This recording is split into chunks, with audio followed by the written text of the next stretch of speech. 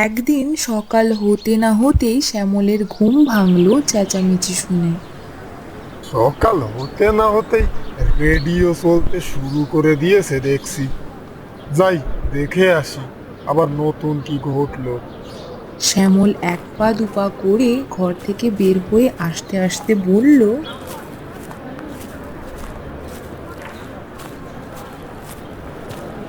কি হয়েছে? এমন ষাঁড়ের মতো চিল্লাচ্ছ কেন তুমি? কি? আমি ষাঁড়? আমাকে ষাঁড় বললে তুমি? এটা বলেই রাগে কটমট করতে লাগলো। না না, তোমাকে ষাঁড় কেন বলবো? তোমার মতো এত মিষ্টি বউকে ষাঁড় বলবো? আমার ঘরে কটা মাথা আছে বলো দেখি। এইবার ঝটপট বলে ফেলো দেখি, খেপলে কি নিয়ে আবার? বলা শেষ করে তাড়াতাড়ি রান্না বসাও। বেলা কত হলো সেদিকে কি তোমার খেয়াল আছে? আমাকে আবার কাজে যেতে হবে তো। কি দিয়ে রান্না করব শুনি? কেন? রোজ যেভাবে রান্না করো ওইভাবেই তো করবে।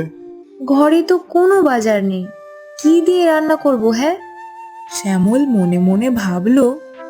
বাজার দেখছি রক্ষে নেই, এখান থেকে সরে পড়তে হবে। নয়তো রান্না করার কিছু না পেলে আমাকেই আবার হয়তো রান্না করে ফেলতে পারে। যে ভাবা সেই কাজ। শ্যামল আর এক মুহূর্ত দেরি না করেই কাজে বেরিয়ে পড়ল।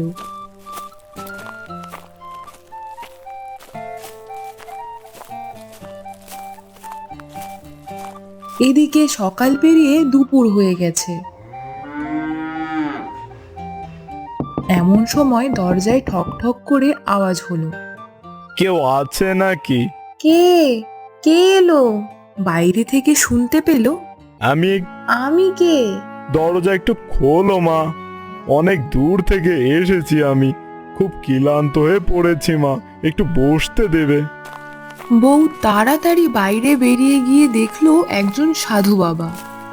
আসুন বাবা, ভেতরে আসুন।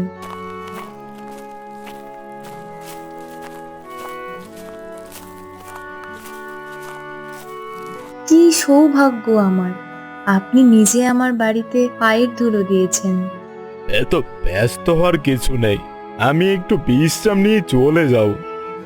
আপনি এই দুপুরবেলা এসেছেন, কিন্তু আমার ঘরে তো কিচ্ছু নেই যা দিয়ে আপনাকে আপ্যায়ন করতে পারি। ওসব নিয়ে কিছু ভাবতে হবে না মা, আমাকে একটু জল দে তাহলেই হবে। বউ তাড়াতাড়ি এক ঘটি জল এনে দিল। তারপর সাধু বাবা জলটা খেয়ে নিল। আপনি দয়া করে কিছু মনে করবেন না বাবা। আমি কিছু মনে করিনি, আমি জানি তোদের বেশ কিছুদিন ধরে খুব অভাব যাচ্ছে। বউ অবাক হয়ে গেল আর বলল, আপনি কিভাবে জানলেন বাবা? আমি সব জানি রে, শোন, চিন্তা করিস না, তোদের এই অভাব বেশি দিন আর থাকবে না রে। কিন্তু কিভাবে দূর হবে? আপনি কিছু একটা উপায় বলে দিন বাবা। তাহলে শোন, কাল ভোরবেলা ঘুম থেকে উঠে কারোর সাথে কথা বলবি না, সোজা নদীতে গিয়ে স্নান করে উত্তরের দিকে 30 পা হাঁটবি।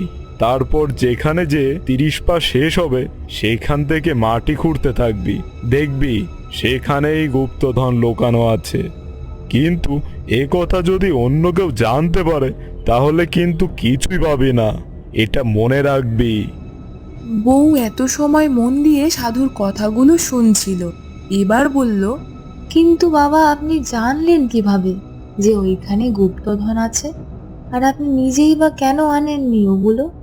সাধু একটু হেসে বলল, আমি গুপ্তধন দিয়ে কি করব রে, আমার ওসবের কোনো দরকার নেই। আমি পথে পথে ঘুরি, যে যা দেয় খুশি হয়ে তাতেই আমার চলে যায় দিন। তাহলে আজ আমি উঠি রে। বউ সাধু বাবাকে বিদায় জানালো।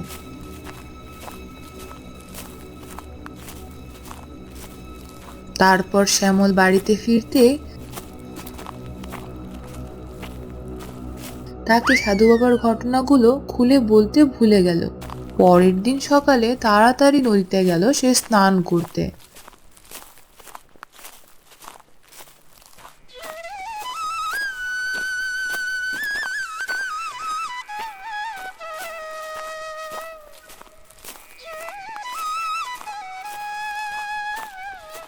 স্নান সেরে এবার এখান থেকে 30 পা এগোতে হবে। কি যে খুশি লাগছে আমার, গুপ্তধন পাবো আমি। যাই, তাড়াতাড়ি যাই, নয়তো আবার লোকজন আসতে শুরু করবে। বউ উত্তর দিকে এগোতে লাগলো আর গুনতে লাগলো। এভাবে 30 পা আসার পর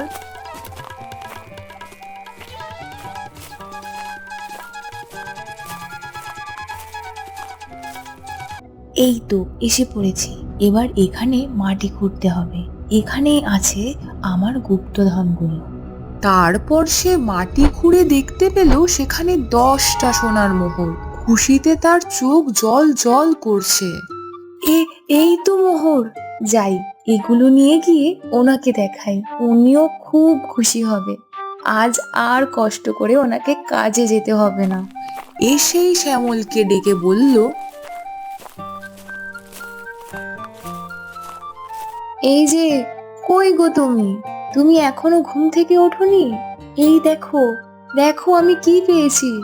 শ্যামল দেখতে পেল ওর বউয়ের আঁচলের মধ্যে কয়েকটা সোনার মোহর বাঁধা, সেগুলো চকচক করছে। এ কি, এইগুলো তো সব সোনার মোহর। তুমি এত ভোরবেলা এসব কোথায় পেলে? তারপর বউ আগের দিনের আসা সাধু বাবার কথাগুলো সব বলতে লাগলো। সব শুনে শ্যামল বলল, সাধু বাবা দেখছি সত্যি জাদু জানে। এরপর বেশ কিছুদিন কেটে গেল। হঠাৎ একদিন, ঘরের দিকে একটু তাকিয়ে দেখেছো কি অবস্থা হয়েছে? পরের দিকে আবার কি দেখবো, ঠিকই তো আছে সব। কোথায় ঠিক আছে? দেখছো না ঘরের চালটা কেমন নষ্ট হয়ে গেছে? দুদিন পরে যখন বৃষ্টি হবে তখন তো ঘরে জল পড়বে। চাল ঠিক করতে গেলে তো সে তো অনেক টাকার ব্যাপার। এখন এত টাকা আমি কোথায় পাই? তাহলে কিভাবে করবে সেটা ভাবো। শ্যামল ঠাট্টা করে বলল, একটা উপায় আছে বুঝলে। তুমি বরং তোমার সাধু বাবাকে বলো জাদু করে চালটা ঠিক করার ব্যবস্থা করে দিতে, তবেই তো হলো। ওর বউ রেগে গিয়ে বলল, তুমি সাধু বাবাকে নিয়ে মজা করছো এভাবে? হঠাৎ একদিন, আসুন বাবা আসুন।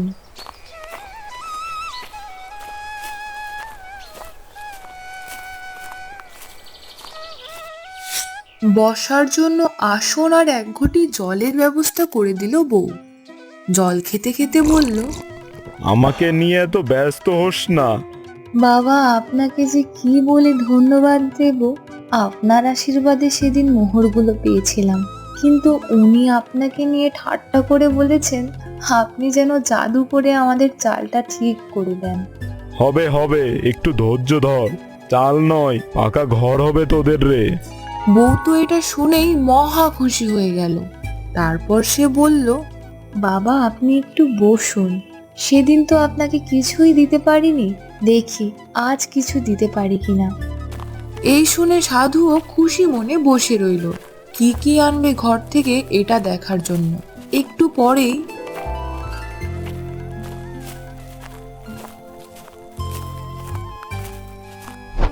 এই নিন বাবা, ঘরে চাল ডাল ছিল, আর এখানে কিছু টাকাও আছে। আজ তো এর বেশি কিছুই দিতে পারছি না বাবা। এটাই তো চেয়েছিলাম, বোকাটা কিছুই বুঝতে পারলো না। যাক, আজ যা পেয়েছি তাই অনেক। আবার দুদিন পর এসে আরো কিছু নিয়ে যাও। একদিনে বেশি কিছু বললে সন্দেহ করতে পারে। ঠিক আছে ঠিক আছে, এতে আমার হবে। তাহলে আজ আসি আমি। আবার আসবেন তো বাবা? হ্যাঁ হ্যাঁ, আসবো রে, আবার আসবো।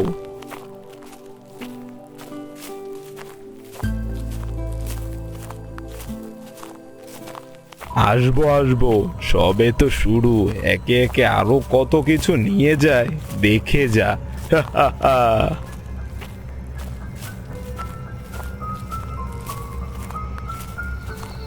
শ্যামল রাতে বাড়ি ফিরতেই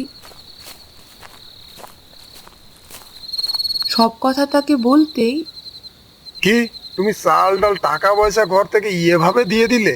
এভাবে দিতে থাকলে তো সবই ফুরিয়ে যাবে আমাদের একদিন। কেন দেব না শুনি? অমন সাধু মানুষ কি আর সব সময় আসে বলো? আর কথা বাড়িও না তো, যাও ঘুমাও এবার, অনেক রাত হয়েছে। শ্যামল শুয়ে শুয়ে ভাবছে। না, ব্যাপারটা তো সুবিধার লাগছে না, একটু নজরে নজরে রাখতে হবে দেখছি। বেশ কিছুদিন পর আবার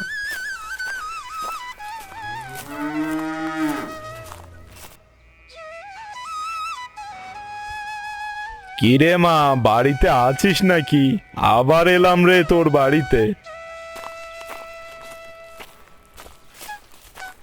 কি সৌভাগ্য আমার, আপনার পায়ের ধুলো পড়েছে আবার আমার বাড়িতে। বাবা, আপনি খুব ভালো সময়ে এসেছেন।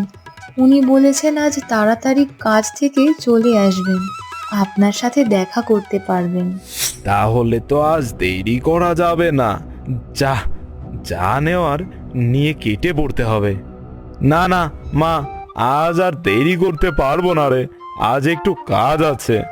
তাহলে আজও ওনার সাথে দেখা হবে না? সে পরের দিন দেখা করা যাবে। বাবা, আপনি একটু বসুন, আমি এখনই আসছি। এই বলে সে ঘরে গেল।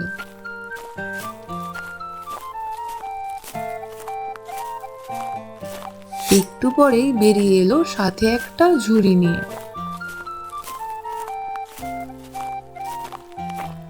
এনে সাধুকে বলল, বাবা, এখানে আমাদের গাছের কিছু ফল আছে, আপনি এগুলো নিন, আর কিছু টাকাও আছে।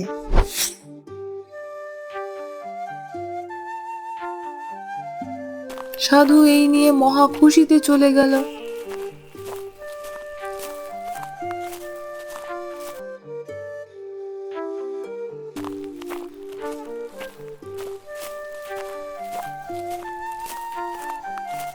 আর একটু আগে আসলেই তো তোমার সাধু বাবার সাথে দেখা হয়ে যেত। আর একটু বসে যেতে বললে না কেন ওনাকে? তা আজকে কি কি নিয়ে গেল তোমার সাধু বাবা? বউ সবটা বলল শ্যামলকে, আর শ্যামল শুনে বলল, মানুষটা রোজ আসে, কিন্তু আমার সাথে একদিনও দেখা হয় না। সাধু মানুষ, তাকে খালি মুখে যেতে দেওয়াটা ঠিক না। কাল ওনাকে আমি নিজে হাতে পায়েস বানিয়ে খাওয়াবো। বাবা, কি হলো আজ ওনার? সাধু বাবার জন্য মনে এত ভক্তি। পরের দিন শ্যামল রান্নাঘরে পায়েস বানাতে বসে, কিন্তু পায়েসের মধ্যে বেশ খানিকটা চুন মিশিয়ে দিল। এই দেখে ওর বউ বলল, এ কি, কি করছো তুমি? পায়েসের মধ্যে এসব কি মেশাচ্ছ? চুপচাপ খালি দেখে যাও, আর যা বলি সেটা করো। জাদু আজ আমি দেখাবো। তুমি শুধু এই পায়েসটা সাধু বাবাকে খাইয়ে দেবে, তারপর দেখবে জাদু কাকে বলে। যথারীতি শ্যামল কাজে বেরিয়ে গেলে সাধু বাবা এলো তাদের বাড়ি।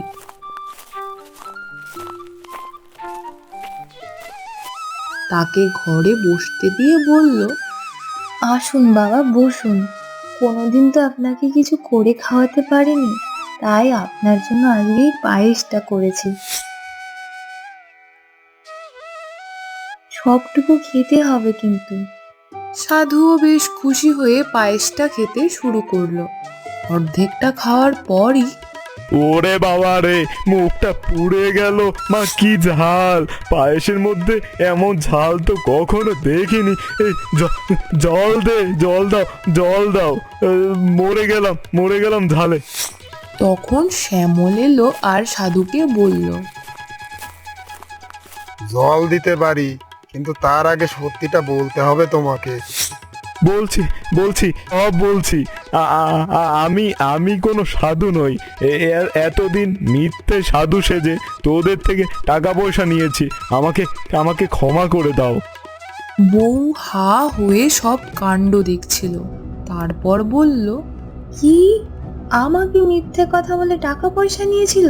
কিন্তু তুমি এসব জানলে কি করে? প্রথম দিন থেকেই আমার সন্দেহ হয়েছিল, আর সেদিন যখন বাড়ি থেকে এই ভণ্ড সাধু বের হচ্ছিল, তখনই ওর পিছু নিয়েছিলাম।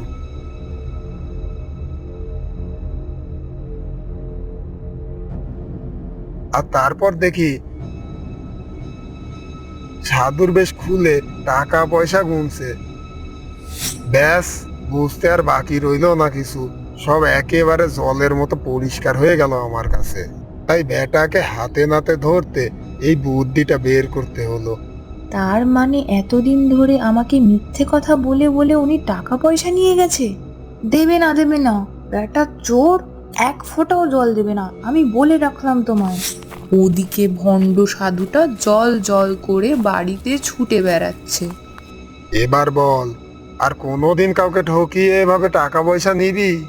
না না, আর আর কোনোদিন এমন ভুল হবে না। আমি কথা দিচ্ছি। শ্যামল এক বাটি পায়েস এগিয়ে দিয়ে বলল, এই নাও, এটা খেয়ে নাও, দেখবে মুখের জ্বলা পোড়া কমে যাবে। পায়েস? আমি আমি আর পায়েস খাবো না। আমার পায়েস খাওয়ার স্বাদ মিটে গেছে। আমি আর পায়েস খাবো না। খেয়ে নাও, খেয়ে নাও, এটাতে কিছু আর মেশানো নেই, এটা মিষ্টি পায়েস, এটা খেলে মুখের জ্বালা জুড়াবে। সেই ভণ্ড সাধুটা পায়েসের বাটিটা এক মুহূর্তে শেষ করে ফেলে, আর তারপর এতদিনে যা যা নিয়েছিল সেগুলো সব ফেরত দিয়ে দেয়। তো বন্ধুরা, কেমন লাগলো আমাদের আজকের এই গল্পটি? ভালো লাগলে অবশ্যই আমাদের চ্যানেলটিকে সাবস্ক্রাইব করে দিও। ধন্যবাদ।